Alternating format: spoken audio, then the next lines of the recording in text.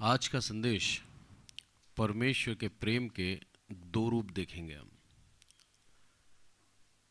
प्रेम हम सिर्फ एक पहलू से देखना चाहते हैं, प्रेम का दूसरा पहलू हम देखना नहीं चाहते। परमेश्वर आज हमें बताता है, सिखाता है कि किस तरह से वो हमें बहुत अधिक प्रेम करता है। यजकेल निकालें आप, यजकेल और उसका 22वां अध्याय और 17 और 18 दो आयतें पढ़ें। Page number 994। फिर यहोवा का यह वचन मेरे पास पहुंचा, है मनुष्य के संतान, इज़राइल का घराना मेरी दृष्टि में धातु का मेल हो गया है।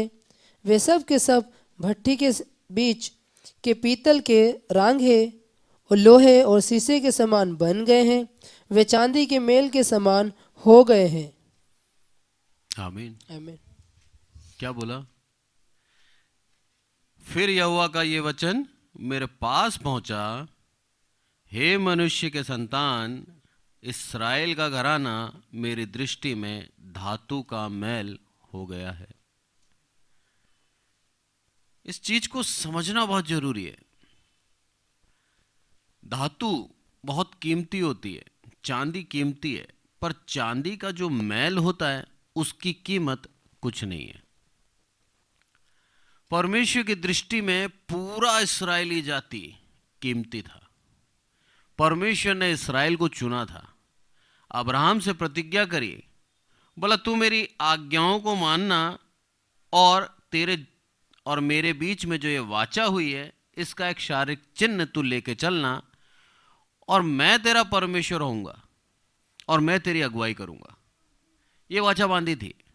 बोला आगे से आगे मैं तेरे को सब कुछ दूंगा, आगे से आगे भरकर तेरी जरूरतों को मैं पूर्ण करूंगा, पर तेरा जो कर्तव्य है वो तेरे द्वारा निभाना होगा। आज हम परमेश्वर से सब कुछ चाहते हैं, हर एक आशीष मांगते हैं, हर एक जरूरतों के लिए दुहाई देते हैं प्रभु को, और बार बार उसको ये जताते हैं कि हे प्रभु, तेरे प्रेम होने के बावजूद भी मेरे जीवन में कमी क्यों? मेरा प्रभु हमें क्या बोलता है? उस वाचा को याद रख, जो वाचा मैंने बांधी थी। उस वाचा के तहत क्या तू सच में आज मुझे अपना प्रभु मानता है? सच में आज तू मुझसे प्यार करता है? सच में आज अपने आप को मेरी लिए तैयार है क्या देने के लिए? क्या तू परमेश्वर का वो सम्मान तेरे जीवन में है? अगर है तो फिर बता, मैंने तेरे जीवन में क्या आशीष नहीं दी।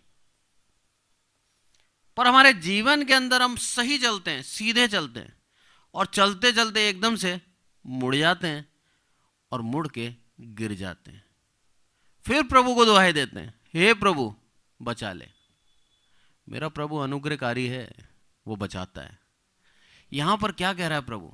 बोला पूरी की पूरी इस्राएली प्रजा मेरी नजरों में क्या है? अब एक धातु का मैल है, और मैल के साथ हम क्या करते हैं? फेंक देते हैं।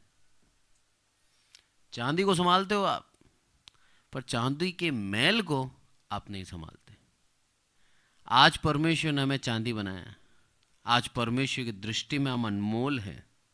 प्रभु नहीं चाहता कि हम पाप करके मेरे प्रभु की दृष्टि में एक धातु का मैल बन जाए। इस्राएली जाति से प्यार किया उसने, इस्राएली जाति को चुना उसने।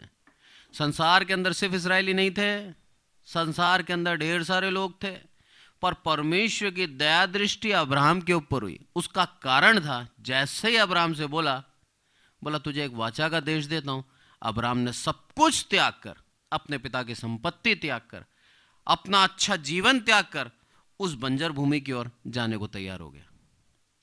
उसको नहीं मालूम था कनान उपजाऊ है, पर वो जो मार्ग था वो बंजर भूमि का था। जो मार्ग था वो बहुत ही कठिन था। वो आ सकता था वापस लौट कर कि हे प्रभु तेरे पीछे नहीं जाऊं मैं, काफी समय हो गया है, मेरे को आशीष नहीं दिख रही, मेरे जीवन के अंदर परेशानी। लूत के गडरिए और मेरे गडरिए दोनों आपस में लड़ते हैं, मैं ऐसे लड़ाई वाला जीवन नहीं देखना चाहता। मैं तो वापस अपने देश जा रहा हूँ, वहां पर मैं शांति से था, कह सकता था वो। पर उसका विश्वास प्रभु पे था कि प्रभु तू मुझे कहीं भी लेके जा, अच्छा हो या बुरा हो, मैं तेरी संगति नहीं छोड़ना चाहता। ये चीज मेरे प्रभु को भा गई। आज हम परमेश्वर का साथ कब देते हैं? जब परमेश्वर हमारे जीवन में आशीष ही आशीष दे रहा है, जब हमारी हर एक जरूरतें पूरी हो रही है, तब मेरा प्रभु महान है। तब मेरे प्रभु जैसा प्रेम करने वाला कोई नहीं है। पर जैसे ही हमारे जीवन में ताड़ना आती है, हमारे जीवन में आशीषों को पॉज कर देता है, रोक देता है, बोला नहीं दे रहा, क्या उसी समय हम प्रभु को छोड़ने को नहीं सोचते? क्या उस समय हमें उतना ही प्यार है जितना प्रभु हमें देता था उस समय था? सवाल वो है। क्या बोलता है यहां पर? बोला तू धातु का महल है मेरे लिए। क्यों? क्योंकि तूने जो कार्य किए हैं वो कार्य गलत है। प्रेम होता है ना, जब प्रेम का एक नेचर होता है, एक व्यवहार होता है। प्रेम के अंदर हम क्या करते हैं? जितना प्रेम हम करते हैं, हम चाहते हैं कि हमारे जिससे हम प्रेम कर रहे हैं वो भी हमें उतना ही प्रेम करे। ये प्रेम का व्यवहार है। और जब हमें वो उतना प्रेम नहीं करता, तब हमारे जीवन के अंदर झुंझलाहट आती है। परमेश्वर को उतना ही प्रेम करता था अब्राहम। परमेश्वर ने इसीलिए अब्राहम के ऊपर दया करी। अब्राहम के संतान इसहाक, इसहाक के बाद याकूब हुआ। परमेश्वर के नाम को लेने से पहले ये बोला करते थे अब्राहम का परमेश्वर, इसहाक का परमेश्वर, याकूब का परमेश्वर। इतने प्रेम में चलने वाले परमेश्वर के दास थे ये लोग, जिनका नाम सदा के लिए अमर हो गया। परमेश्वर के साथ ये जीवित हैं। ऐसे परमेश्वर के दासों की जो संतानें हैं, आज परमेश्वर को छोड़कर अन्य देवी देवताओं को मान रही है और परमेश्वर को वो सम्मान नहीं दे रही है। इसीलिए प्रभु कह रहा है तू अब मैल है। वो चांदी थे, पर आज तो उसके ऊपर चिपका हुआ मैल है। क्या आज हम हमारे जीवन को जांच कर कह सकते हैं कि हम चांदी हैं? मैं किसी पे आरोप नहीं लगा रहा, ना ही मैं किसी पे दोष लगा रहा हूं। बाइबल का वचन है दोष ना लगाओ, तुम पर भी दोष लगाया जाएगा। पर आज एक मौका दे रहा हूं हर एक मसीह को, हम अपने आप को जांचें। प्रभु ने आज की संध्या, आज की ये शाम इसीलिए दी है कि हम दोबारा चांदी बन जाएं, हम दोबारा प्रभु की नजदीकी में आ जाएं, दोबारा अपने गुनाहों को मानकर मेरे प्रभु की उस संगति के अंदर आ जाएं। उड़ाऊ पुत्र क्या बोलता मालूम है वचन? जब वो अपने आपे में आया, मतलब आपे में नहीं था, अपने चित्त में नहीं था, अपने विवेक में नहीं था, अपनी बुद्धि में नहीं था, बुद्धि के बाहर था। जैसे अपने विवेक में आया, अपने आपे में आया, उसको समझ में आया मेरे पिता के पास आशीष है, मेरे पिता के पास सब कुछ है, मेरे पिता के पास जीवन है। वो आ गया वापस। आज प्रभु इन वचनों के द्वारा हम सबसे कह रहा है, क्या आज हम अपने आपे में हैं, या आज भी अपनी मनोकामना पूरी करने के लिए, अपनी इच्छाओं को पूरी करने के लिए मेरे प्रभु को साइड में कर रखा है? अगर साइड में कर रखा है, मेरा प्रभु आज हमारे लिए कह सकता है कि तू धातु के मैल के बराबर है। बहुत कठोर हो जाएगा ये, बहुत दुखदाई हो जाएगा मसीहों के लिए कि प्रभु हमारे लिए कह दे तू मैल के समान है। 19 आयत पढ़ें। इस कारण प्रभु यहोवा उनसे यूं कहता है, इसलिए कि तुम सब के सब धातु के मेल के समान बन गए हो, अतः देखो मैं तुमको यरूशलेम के भीतर इकट्ठा करने पर हूँ। 20 भी पढ़े। जैसे लोग चांदी, पीतल, लोहा, शीशा और रांगा इसलिए भट्टी के भीतर बटोर कर रखते हैं कि उन्हें आग लगाकर पिघलाए, वैसे ही मैं तुमको अपने कोप और जलजलाहट से इकट्ठा करके वहीं रख कर पिघला दूंगा। आमीन। वहीं रख कर पिघला दूंगा। मेरे परमेश्वर के कोप से, उसके क्रोध से कोई बच सकता है? नहीं बच सकता। पर उसके बावजूद भी हमारे अंदर हियाव कितना है। दाऊद राजा बोलता है, हे वीर तू बुराई करने पर क्यों आतुर है। वहां पर वीर बोला है उसको, क्यों बोला है? अरे किसके सामने खड़ा है, उस चीज को समझ। परमेश्वर के विरुद्ध आगे खड़ा है और वीरता दिखा रहा है पाप करने में। इसीलिए दाऊद उसे व्यंग में कहता है तू वीर है। बोला ऐसी वीरता तेरे किसी काम की नहीं है, मर जाएगा।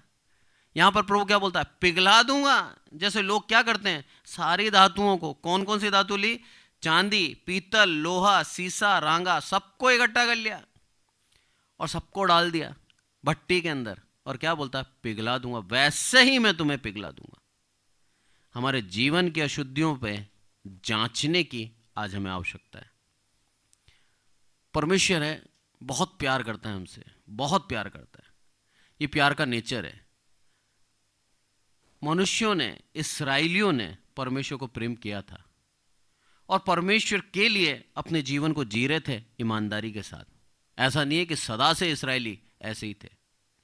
परमेश्वर के लिए उन्होंने सब कुछ किया, वेदी बनाई, सुलेमान ने मंदिर बनाया गया और उस मंदिर के अंदर परमेश्वर के लिए प्रतिदिन धूप जलाई जाती थी, वेदी के ऊपर परमेश्वर के लिए होम बलि चढ़ाई जाती थी, परमेश्वर को प्रसन्न किया जाता था और परमेश्वर उनके पापों को क्षमा करता था। पर जब हम सच्चाई से चलते रहते हैं, परमेश्वर के पीछे ईमानदारी से चलते हैं, शैतान को ये भाता नहीं है। शैतान चाहता है इसको कैसे भी करके गड़बड़ी में डाल दो, कैसे भी करके इसको सही मार्ग से हटा दो। और हम कई बार अपने मार्ग के अंदर चलते चलते भूल जाते हैं कि हम गलत मार्ग पे हैं और हमें लगता है हम सही मार्ग पे। इतने अभ्यस्त हो जाते हैं वो कार्य करते करते हम भूल जाते हैं कि ये कार्य परमेश्वर को पसंद नहीं है। अपने ज्ञान के ऊपर, वचन के ऊपर, अपनी बाइबल पढ़ने के ऊपर, अपनी मीटिंगों में जाने के ऊपर, प्रार्थना के उत्तर मिलने के कारण हम अपने आप को धर्मी समझते हैं कि मैं धर्मी हूं, मेरे प्रभु ने मेरी विनती सुनी है, मेरे प्रभु ने मेरी हर एक बात सुनता है, मुझ में कोई कमी नहीं है। जहां आपने ये सोच लिया कि आप में कोई कमी नहीं है, वहीं शैतान काम करता है, वहीं। इसलिए ये चीज कभी ना आने दें। यह गर्व को लाती है, यह घमंड को लाती है जीवन के अंदर कि मुझ में कमी नहीं है। जहां आपने सोच लिया मुझ में कमी नहीं है और जहां आपके जीवन में तुलना आ गई कि मैं इससे अच्छा हूं, आप जान लेना आपके जीवन में कभी आप सुधार नहीं कर सकते, कभी सुधार नहीं कर पाओगे, क्योंकि आपके दिमाग में यह मैं इससे अच्छा हूं। आप अपने से नीचे लोगों को ढूंढते रहोगे और उनसे ऊपर आकर अपने आप को धर्मी साबित करोगे खुद की नजर में।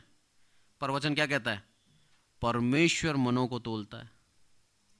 हम परमेश्वर की नजर में कुछ नहीं है, हम सिर्फ खुद को धोखा दे रहे हैं, खुद को चांदी समझ रहे हैं, पर है क्या, चांदी के ऊपर चढ़ी हुई मैल। जैसे ही वो मैल निकल जाती है, वो मैल का भ्रम खत्म हो जाता है। आज परमेश्वर चाह रहा है हमें आशीष देना। परमेश्वर हमसे बहुत प्यार करता है। मैं हर संदेश में कहता हूं, उससे ज्यादा प्यार करने वाला आपको कोई नहीं मिलेगा। वो परमेश्वर का कोप भड़का है तो सोचिए कितने सालों तक उसने इंतजार किया होगा कि अब बदलेंगे, अब बदलेंगे। एक इसको सिंपल उदाहरण से बताता हूं मैं आपको। बच्चा होता है ना, बच्चा, माँ बाप उसकी गलतियों को जानते हैं।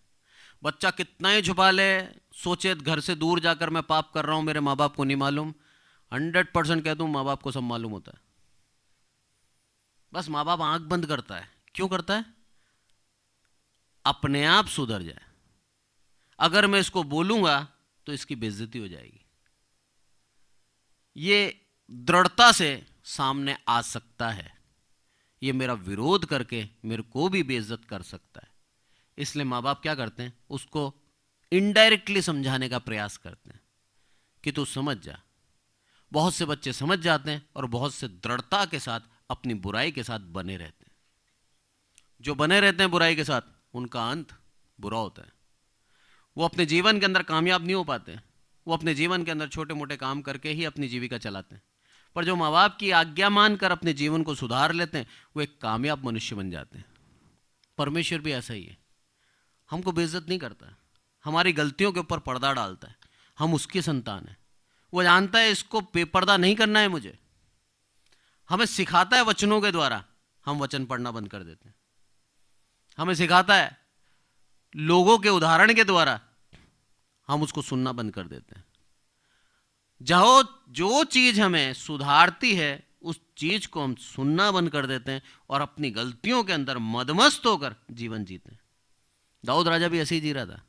1 साल निकाल दिया था उसने सोचा सब कुछ खत्म हो गया, मैंने मार दिया उसको और किसी को पता नहीं लगा। पत्नी को रख लिया मैंने, किसी को पता नहीं लगा। पर परमेश्वर जो प्यार करता था दाऊद से, दाऊद के जीवन में वो गंदगी, दाऊद के जीवन में वो पाप देखना नहीं चाहता था। इसीलिए परमेश्वर ने क्या करा, अपने दास नातान नबी को भेजा, बोला जा समझाओ उसको, बताओ उसको कि जो करा है यहोवा की दृष्टि में आज भी है, और उससे पाप की क्षमा मांगना तेरे को जरूरी है। हमारे जीवन में एक पाप भी अगर हम छुपा लेते हैं, एक पाप, सुनना बड़े ध्यान से, तो आपको वो एक पाप नरक ले जाएगा। भले आपने 1,00,000 पाप किए हैं और 1,00,000 पाप की आप क्षमा मांग चुके हैं, वो 1,00,000 क्षमा हो जाएंगे। जो पाप हम प्रभु से छिपाते हैं वही पाप हमारे को गड्ढे में गिराता है। जो काम हम प्रभु से छिपाते हैं वो काम हमें प्रभु से दूर ले जाता है। प्रभु आज हमें सिखा रहा है, मैं पिघला दूंगा उसका क्रोध। देखिए यहां परमेश्वर के रूप, इतना प्रेम हमने देखा है बाइबल के अंदर, और यहां पर हम देख रहे हैं परमेश्वर का वो रूप जिसके अंदर हम क्रोध देख रहे हैं, और ऐसा क्रोध कि जिससे कोई बच नहीं सकता। खत्म कर दूंगा। कुछ बचता है फिर धातु के अंदर? कुछ भी नहीं बचता। परमेश्वर चाहता है हमें सुधार देना, इन वचनों के द्वारा अपना क्रोध दिखाता है, मैं ऐसा भी कर सकता हूं।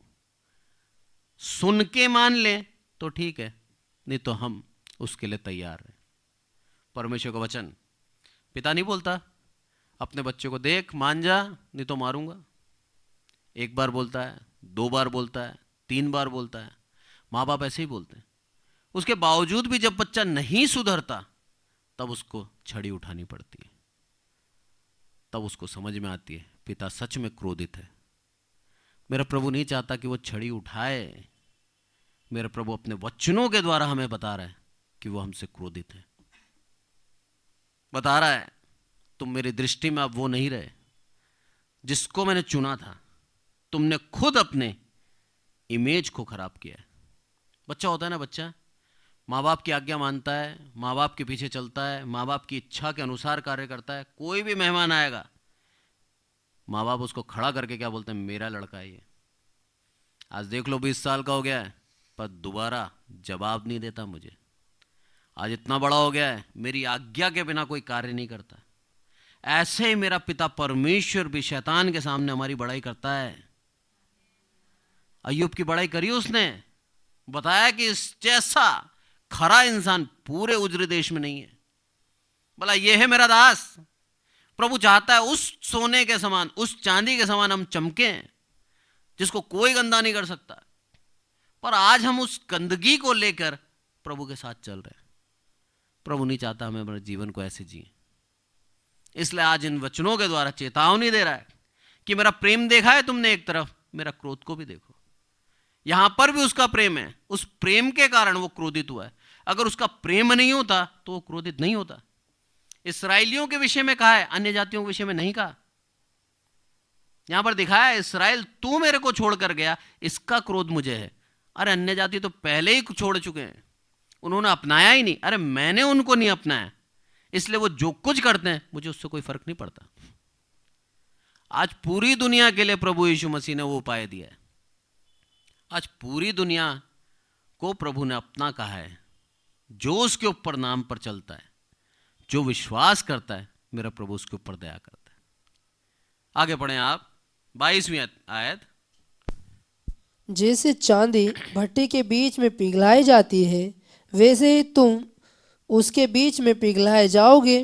तब तुम जान लोगे कि जिसने हम पर अपनी जलजलाहट भड़काई है वह यहोवा है। आमीन। जिसने अपनी जलजलाहट भड़काई है वो कौन है? यहोवा है। परमेश्वर अपने नाम को महिमा देता है और उसके नाम को महिमा हमें भी देनी है। मिस्र देश के अंदर जब मूसा को भेजा तब मूसा को ये कहा कि तू जा और फिरौन के सामने जाकर कहना यहोवा ने मुझे भेजा है। तब फिरौन क्या बोलता है? मैं नहीं जानता कौन है तेरा यहोवा।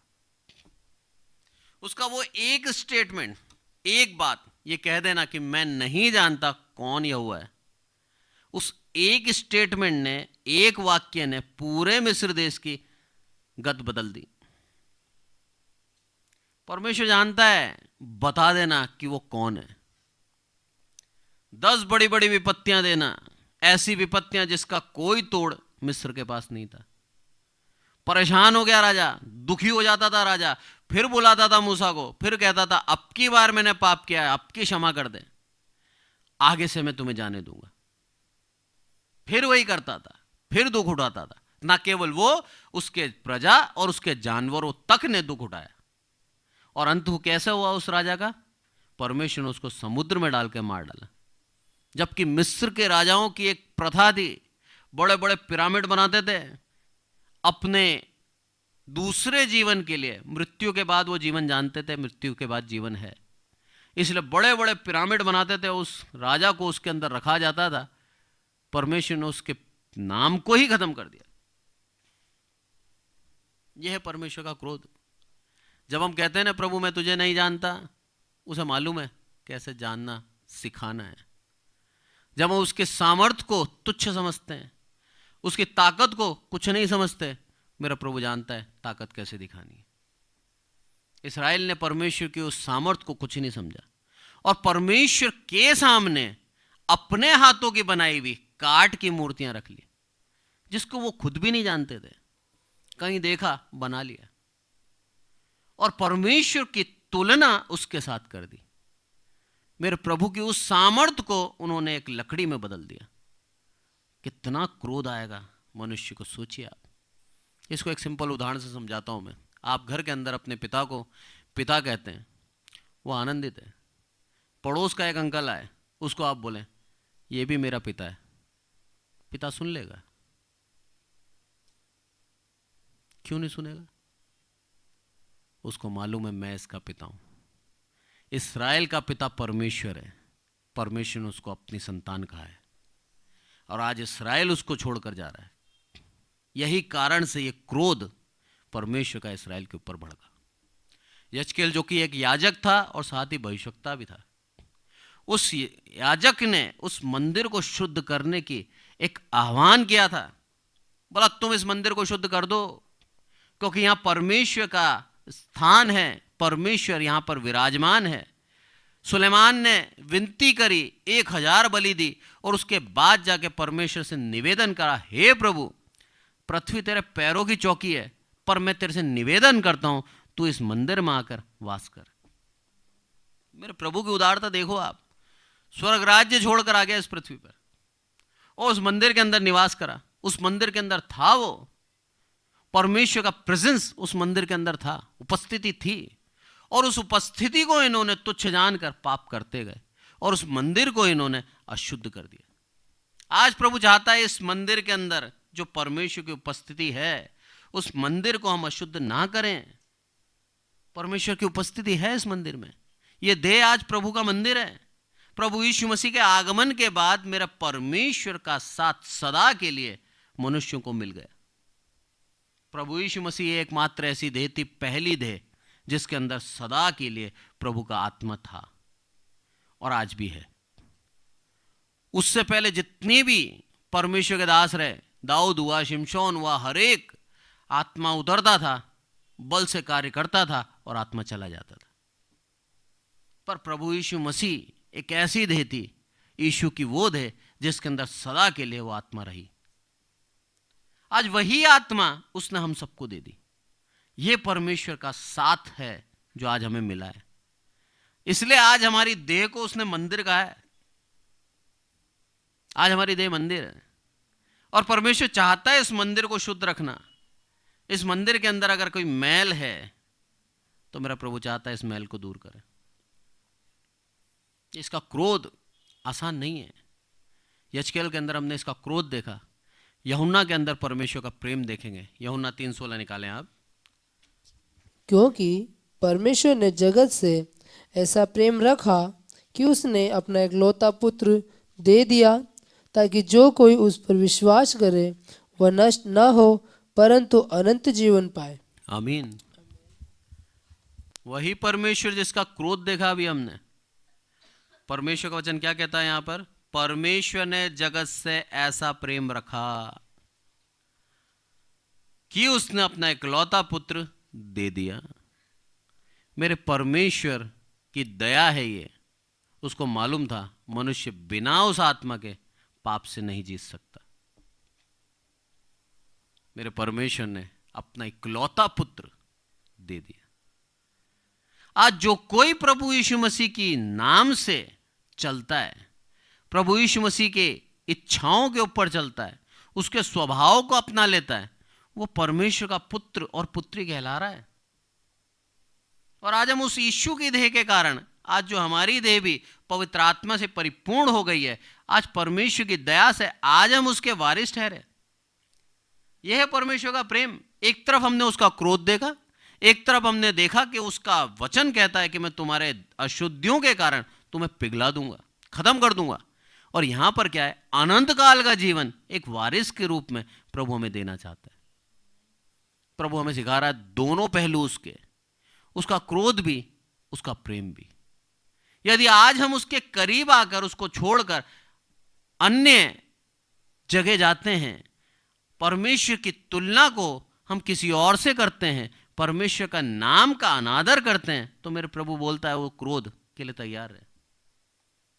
पर यदि परमेश्वर के नाम की महिमा के लिए अपने जीवन को सच्चाई से जी रहे हैं, तब मेरा प्रभु का वचन कह रहा है वो पुत्र मैंने तेरे लिए दे दिया, तेरे जीवन को बचाने के लिए, तुझे अनंत काल का जीवन देने के लिए, तेरे जीवन से परमेश्वर की महिमा करने के लिए मैंने उस यीशु को तुझे दिया है। क्रिसमस का त्योहार आने वाला है और परमेश्वर का पुत्र प्रभु यीशु मसीह के जन्म दिवस को हम उत्साह के साथ मनाएंगे। और वो तोहफा आज प्रभु हमें दे रहा है। आज हम क्या दें उसको पलट के? कुछ दे सकते हैं क्या? हम कुछ नहीं दे सकते। बस अपने जीवन को हम सुधार कर, अपने जीवन को असत्य से सत्य के ऊपर लाकर हम परमेश्वर के उस नाम का सम्मान कर सकते हैं। उस यीशु को जो हमें एक तोहफे में दिया प्रभु ने, उस प्रभु यीशु मसीह के नाम का सम्मान कर सकते हैं, अपने जीवन को प्रभु यीशु मसीह के तुल्य बनाकर। उस महान परमेश्वर के उस प्रेम का हम धन्यवाद कर सकते हैं, अपने आप को बदलकर। प्रभु उससे ज्यादा और कुछ नहीं चाहता हमसे। प्रभु पैसा नहीं चाहता, प्रभु हमारे से कोई बड़ा काम कराना नहीं चाहता, प्रभु हमसे यह नहीं कहता कि तू मेरे लिए पूरा समुद्र तैर के पार कर, नहीं कहता वो। कोई शारीरिक श्रम नहीं चाहता। प्रभु चाहता है बस अपने जीवन के पापों को अंगीकार कर ले, मान ले तेरे जीवन में गलतियां हैं और उन गलतियों को मेरे सामने लिया। आप जान लेना आपकी एक भी गलती ऐसी नहीं है जिसको प्रभु क्षमा ना करे। हर एक गुनाह, हर एक गलतियों को क्षमा कर चुका है कलवरी के ऊपर। हमें आज सिर्फ उसका अंगीकार करना है, मानना है कि हाँ प्रभु मैं गलती में था। जैसे ही आप मानेंगे, आप जान लेना आपको शुद्ध कर देगा। न केवल शुद्ध, लिखा है वचन के अंदर, ताकि वो क्या हो, नष्ट ना हो। सबसे बड़ी बात, हम उस पाप में ही अगर जीते रहे तो क्या हो जाएंगे? नष्ट हो जाएंगे। पिघला देगा वो, आज हमें खत्म कर देगा। उससे कोई, उसकी जलजलाहट से हमें नहीं बचा सकता। पर जैसे ही हम अपने अपराधों को मान लेते हैं, मेरा प्रभु क्या करता है? उस अग्नि से निकालकर हमें अनंत काल का जीवन दे देता है। कितना धन्यवाद दें प्रभु का। आज जीवित हैं, आज मौका है। आज की संध्या प्रभु हमें अवसर दे रहा है कि प्रभु के नजदीकी में आ जाएं और उस अनंत काल के जीवन को पालें। परमेश्वर हमें प्रतिदिन नया मौका देता है। प्रभु चाहता है आज ही अपने आप को जांचें, परखें और अपने जीवन के उस मैल को दूर कर लें। प्रभु के साथ आ जाएं, क्योंकि उसके साथ अनंत काल का जीवन है। जब प्रभु यीशु मसीह के चेले छोड़ के गए थे उसको, क्योंकि प्रभु यीशु मसीह ने बोला कि मेरी देह वास्तव में खाने की वस्तु है और मेरा लहू वास्तव में पीने की वस्तु है, तो ये यहूदी लोग, जो उस समय के यहूदी थे, वो सोच में पड़ गए, हम एक मनुष्य का मांस कैसे खा सकते हैं? और वो उसके विचारधाराओं से सहमत नहीं हुए और उसको छोड़ कर चले गए। तब प्रभु यीशु मसीह उन 12 से कहता है, बोला यदि तुम्हें भी जाना है जा सकते हो। यह है स्वतंत्र इच्छा। मसीहत गुलामी नहीं है। मसीहत परमेश्वर और मनुष्य के व्यक्तिगत रिश्ते को दर्शाती है। मसीहत स्वतंत्र है। मसीहत में कोई गुलामी नहीं है, कोई जोर जबरदस्ती नहीं है। जबरदस्ती आपको नहीं बोला जा रहा कि आप प्रभु यीशु मसीह पे विश्वास करें। आपका चुनाव है कि आप प्रभु को चुनते हैं या नहीं। प्रभु की दया है कि प्रभु ने आपको चुना है, बस यही है। मसीहत जोर जबरदस्ती नहीं है। जब उन 12 से भी कहा कि तुम जाना चाहते हो तो जा सकते हो, यीशु मसीह के खुद के कथन है ये। क्या बोलता है पतरस? हे प्रभु, तेरे पास ही अनंत काल के जीवन की बातें हैं, अरे तुझे छोड़ के हम कहां जाएं। आज वही चीज हमें याद होनी चाहिए कि हम प्रभु को छोड़ते हैं, अविश्वास करते हैं, परमेश्वर के ऊपर विश्वास नहीं करते, तो वह दंड की आज्ञा हमारे लिए है। पर यदि परमेश्वर के ऊपर विश्वास करके उसके पीछे चलते हैं तो अनंत काल का जीवन प्रभु हमें विरासत में देता है। आज वही प्रभु हमें पुकार के कह रहा है, मेरे पीछे आ। उसके जन्मदिन का उत्सव मनाना आसान है, उसके जन्मदिन को खुशी के साथ सेलिब्रेट करना बहुत आसान है, पर प्रभु यीशु मसीह के नाम की गरिमा बनाए रखना मुश्किल है। आप सच में उससे प्यार करते हैं? आप सच में प्रभु यीशु मसीह को चाहते हैं? आप प्रभु यीशु मसीह के जन्मदिन को उत्साह के साथ मनाना चाहते हैं? तो सबसे पहले अपने आप को प्रभु यीशु मसीह के समान करें, वो जरूरी है। जब हम अपने आप को प्रभु यीशु मसीह के समान करते हैं, तब हम सही मायनों में उसके नाम का आदर करते हैं। और प्रभु इससे ज्यादा और कुछ नहीं चाहता हमसे। आपने 2 लाख का सेलिब्रेशन कर दिया, कोई फर्क नहीं पड़ता प्रभु को। आपने 10 लाख का सेलिब्रेशन करा, उससे भी कोई फर्क नहीं पड़ता। यदि आपके जीवन में आज भी वो मैल है और आप सेलिब्रेशन में लाखों खर्च कर रहे हैं, कोई फर्क नहीं पड़ता प्रभु को। पर सेलिब्रेशन आप नहीं कर रहे, पर अपने आप को आप सुधार लेते हो, मेरा प्रभु के स्वर्ग में आपके लिए आनंद हो रहा है। मेरा प्रभु सेलिब्रेशन करेगा आपके लिए। चुनाव आपके पास है। आप अपने जीवन को ऐसे ही जीते हुए एक झूठा सेलिब्रेशन करके खुशी मनाएं, या परमेश्वर के हाथों में अपने आप को देकर एक सच्चा सेलिब्रेशन स्वर्ग में आपके लिए कराएं। चुनाव आपके हाथ में। परमेश्वर में सिखा रहा है, यहां पर वचन के द्वारा साफ कहता है। वो क्या बोलता है? 17वीं आयत दोबारा पढ़ें। परमेश्वर ने अपने पुत्र को जगत में इसलिए नहीं भेजा कि जगत पर दंड की आज्ञा दे, परंतु इसलिए कि जगत उसके द्वारा उद्धार पाए। परमेश्वर की इच्छा देखिए आप, कितना प्रेम झलक रहा है इन आयतों से। बोला दंड हो चुका, इस्राएलियों को मैं दंड दे चुका, उनको हर एक प्रकार से ठीक कर चुका हूं मैं, पर अब प्रभु यीशु मसीह को क्यों भेजा है मैंने? उसका सबसे बड़ा कारण है कि हम उद्धार पाए। हर एक मनुष्य के लिए जो प्रभु यीशु मसीह पे विश्वास करता है, हर एक मनुष्य के लिए, हर एक विश्वासी के लिए उद्धार पाना बहुत जरूरी है। बिना उद्धार हम अनंत काल नहीं जा सकते। प्रभु चाहता है हम उस उद्धार को पालें उस यीशु मसीह के द्वारा। उस उद्धार को हम सिर्फ प्रभु यीशु मसीह के द्वारा पा सकते हैं। बाइबल हमें सिखाती है, लिखा है वचन के अंदर, मार्ग सत्य और जीवन मैं हूं।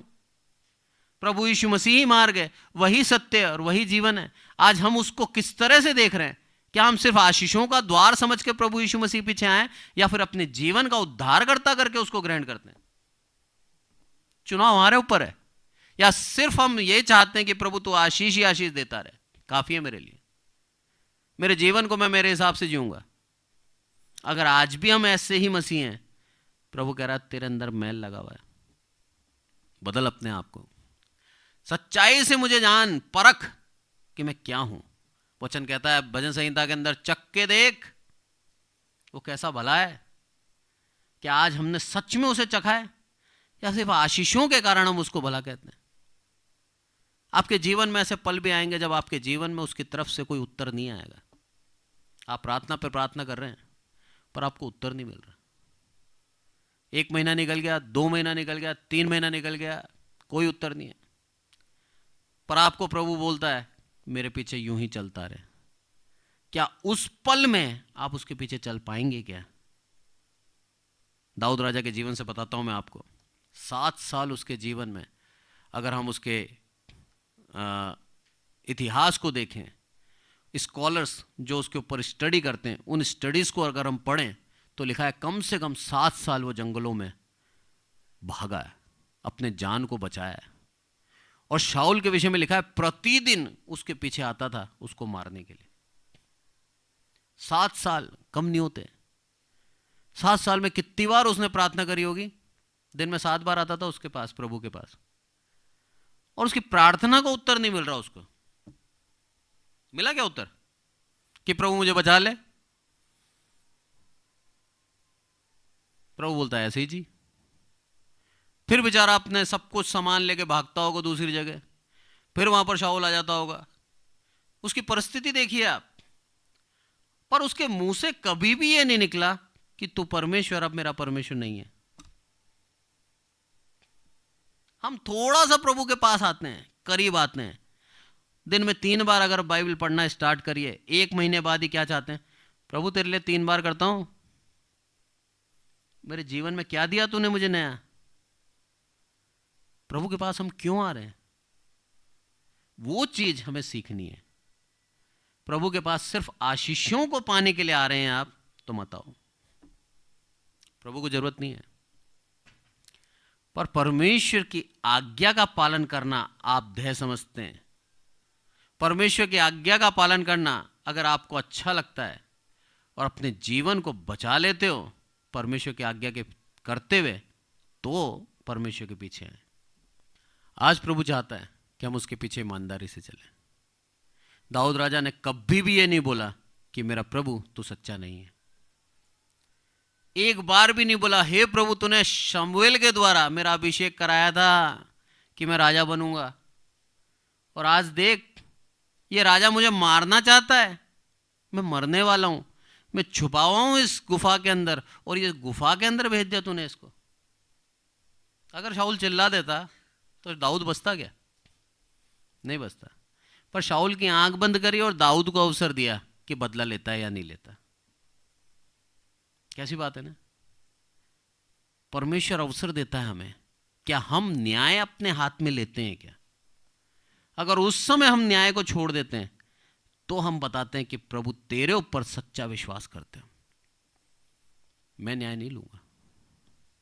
कई बाइबल के उदाहरण हम देखते हैं, कई बाइबल के कैरेक्टर्स के विषय में हम देखते हैं, उनके जीवन से हम देखते हैं।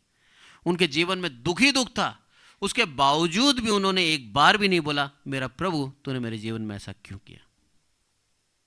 ये ना समझें आप कि प्रार्थना करते ही उत्तर मिलेगा। प्रभु आपके धीरज को परखता है,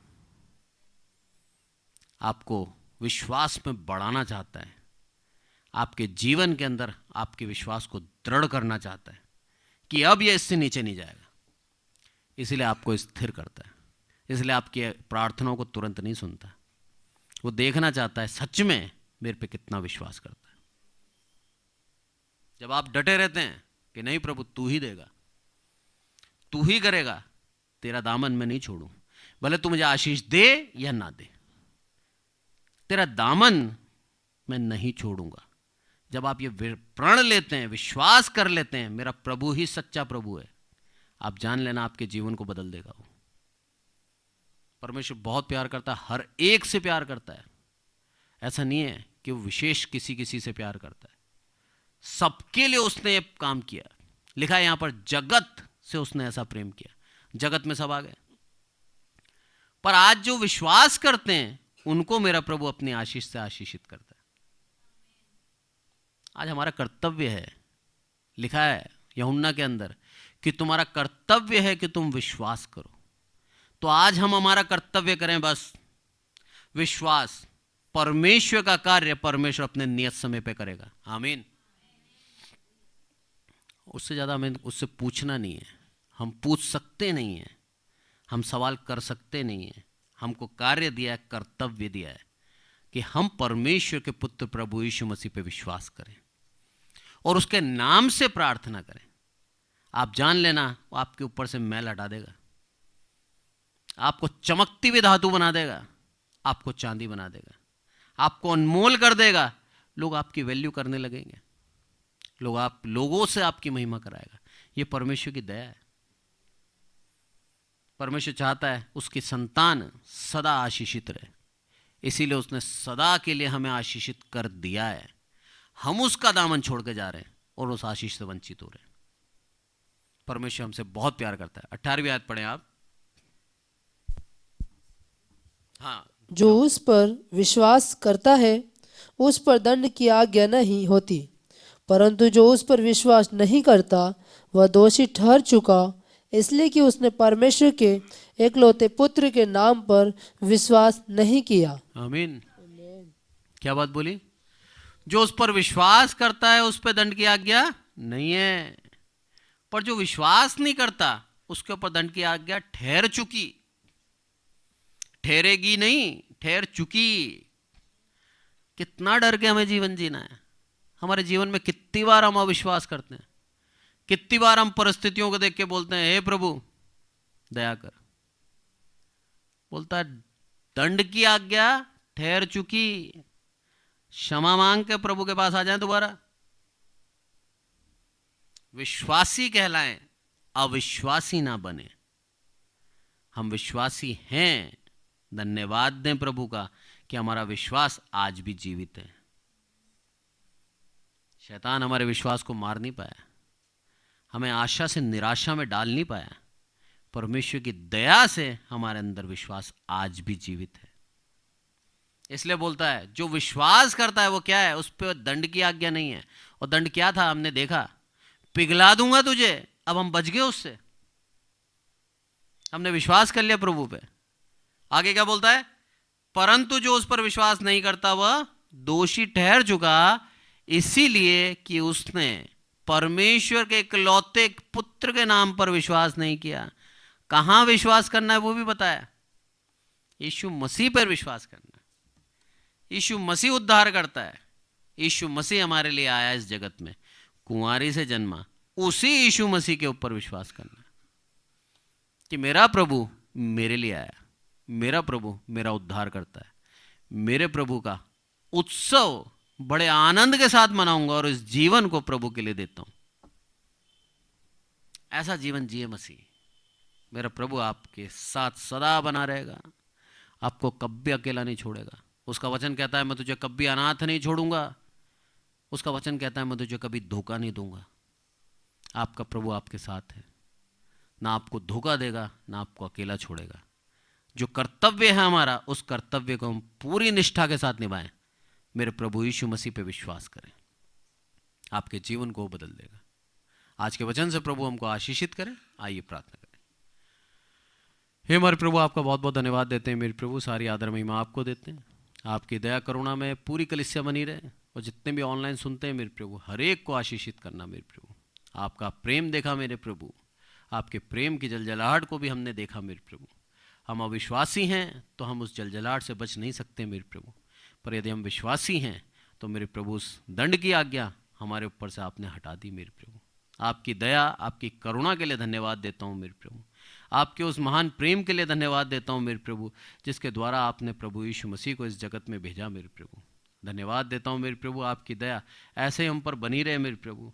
यहाँ पर उपस्थित हर एक विश्वासी को आशीषित करना मेरे प्रभु। हमारे जीवन की अशुद्धियों को आप हटाना मेरे प्रभु। हम मनुष्य हैं, बार बार पाप में गिरते हैं मेरे प्रभु, बार बार गलतियां होती हैं मेरे प्रभु, बार बार अविश्वास आता है मेरे प्रभु, बार बार हम सोचते हैं कि आप हमारी सुनेंगे, या आप भी हमारे पापों के कारण आप हमसे रूठे हुए हैं मेरे प्रभु। हमारे उस अविश्वास के लिए क्षमा करें मेरे प्रभु। आप हमारे को आशीष दे चुके हैं, आप हमारे लिए सारे काम कर चुके हैं, बस हमें आपके ऊपर विश्वास करके धीरज से इंतज़ार करना है मेरे प्रभु। सारी आदर महिमा आपको देते हैं मेरे प्रभु। आपने हमारी विनती सुनी, इसलिए आपका बहुत बहुत धन्यवाद मेरे प्रभु। जितने भी सुनते हैं मेरे प्रभु इस वचन को, सभी को आशीषित करना, सभी के हृदय में एक ऐसा बोझ डालना मेरे प्रभु कि वो अपने आप को देखें, जांचें, परखें, और यदि जीवन में अशुद्धि है मेरे प्रभु तो आपके सामने लाकर उस अशुद्धि को रखें मेरे प्रभु, और शुद्ध हो गए निर्दोष होकर आपके करीब बने रहें मेरे प्रभु। आपकी उस आशीष से कभी वंचित ना हो, अनंत जीवन के भागी हों मेरे प्रभु। हम यही चाहते हैं। सारी आदर महिमा आपको देते हैं मेरे प्रभु। हम घटें आप बढ़ें। आपने हमारी विनती सुनी, इसलिए आपका बहुत बहुत धन्यवाद मेरे प्रभु। प्रभु यीशु मसीह के नाम से मांगते हैं, आमीन। और अब हमारे प्रभु यीशु मसीह का अनुग्रह, पिता परमेश्वर का प्रेम, पवित्र आत्मा की सहभागिता हम में से प्रत्येक के जीवन के अंत तक होती रहे, आमीन। Praise the Lord.